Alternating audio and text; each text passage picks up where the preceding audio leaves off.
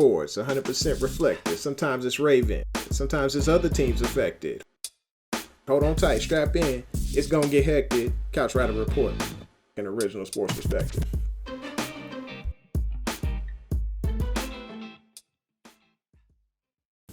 Hey, welcome back to the home of original sports perspective from our couch to yours. This is your host, Jermaine Lockett, your couch rider Raven. Hey, I appreciate y'all coming through. Make sure you hit that like button, hit that subscribe, and smack that bell so you know when it's going down. Look here, while everybody else is swerving right, we going left. What I'm talking about is they may be talking about my boy back here, which I love talking some Lamar Jackson, but we can't do it at the moment because everybody's doing it. Like I said, it's the home of original sports perspective, folks. I can't give you that original sports perspective if I'm doing what everybody else is doing or whatever. So, look, if you're looking for that Lamar, go find those other awesome, amazing Ravens YouTubers. They out there. Trust me, they're doing great things right now, whether it be the lunch break hot take, whether it be engraving, whether it be top billing, all those guys, they have so much fun with it, and I guarantee you they got something on my boy, and I'm going to be tuning into them pretty soon here.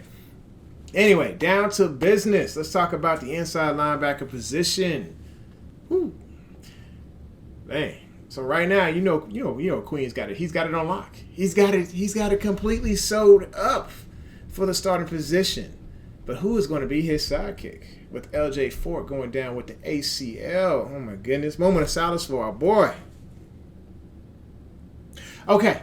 So being he's down for the year with the ACL injury, John Harbaugh, he mentions in a presser that he's comfortable with his current roster. In fact, he's more than confident in his guys, is what he said. So where's that leave us? We got Malik Harrison. I'm going to start calling him Malik the Freak.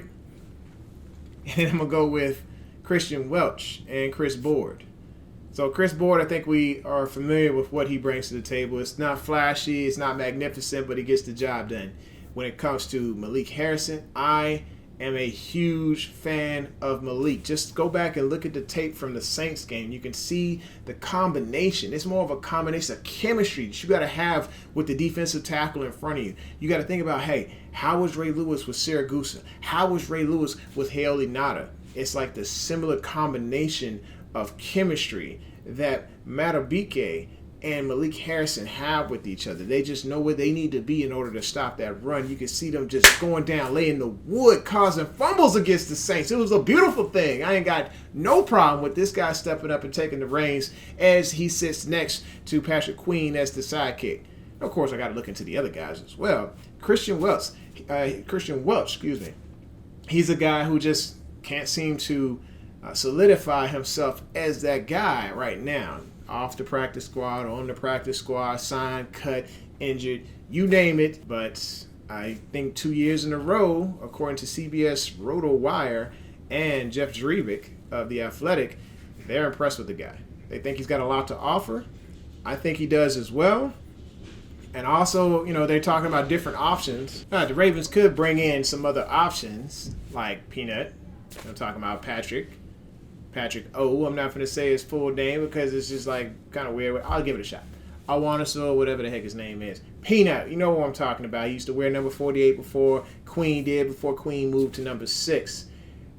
I don't think the Ravens want to bring him back, even if he is available and he knows the continuity of the team. He just was benched, honestly. He was a healthy scratch on some Sundays, and so it could be a waste of time bringing back this guy when, honestly, he's not going to be used in the way that he wanted. He wanted to complain about his playing time and was also benched. So I don't really see the reason to bring this guy back in.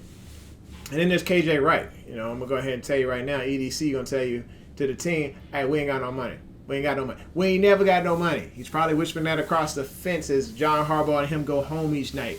Probably carpool together. And he's probably like, hey, John, don't be bringing in nobody. Don't be thinking about bringing in anybody. I'm going to tell you who we're going to bring in. Nobody. You better figure this out. Figure out that little inside linebacker situation you got going on because we ain't got no money. So if Harbaugh has to figure it out in-house, of course, talk about Malik. Let's talk about Kristian Welch.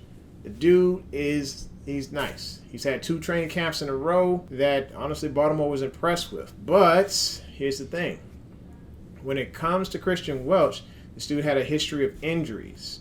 He had a stinger on Saturday that got a little scary And everybody thought that, okay, it might be a season type of deal, but he ended up being okay. A little neck stinger.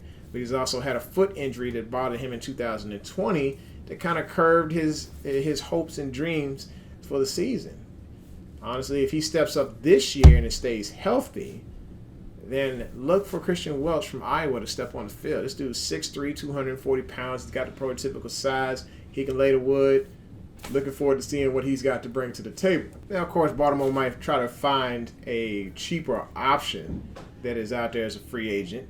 Maybe they have some gold that they can sign from somebody else's team once the final rosters are made. Maybe sign somebody from their practice squad for depth purposes. But honestly, I think Baltimore's set at the inside linebacker position, especially at the starters. If you got Queen and Malik the Freak sitting next to each other, you all good. This is the home of Original Sports Perspective. From our couch to yours, this is your host, Jermaine Lockett, the Couch Rider Raven. Make sure you hit that like button, hit that subscribe, and smack that bell so you know when it's going down, baby. Hey, we did what we had to do. 2 claps. It's a wrap. Fade to black.